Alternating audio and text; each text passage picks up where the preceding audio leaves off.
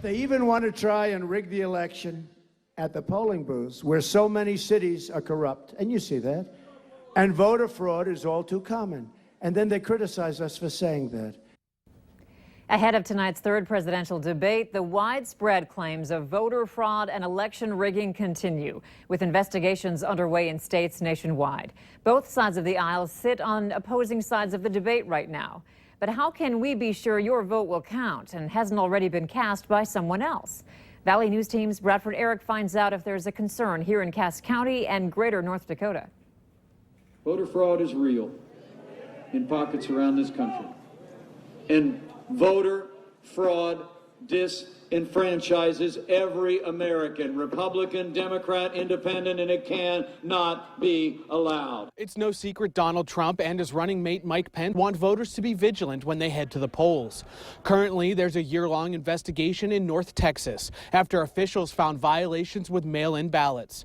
In Indiana, the state police are looking into voter registration after changes were found in thousands of records.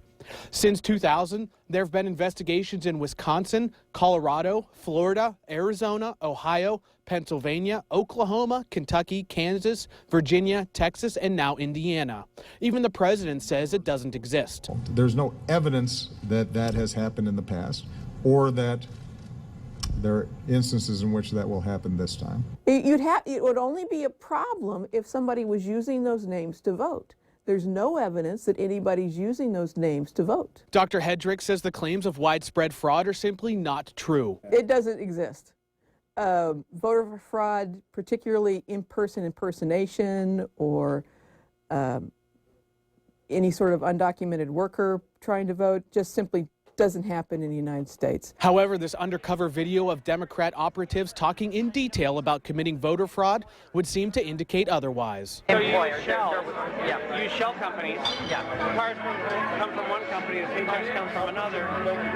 There's no bus involved, so you can't prove that it's en masse. There you go. So it doesn't tip people off. In a 2012 study from the Pew Center on the States, approximately 24 million voter registrations are no longer valid or are inaccurate.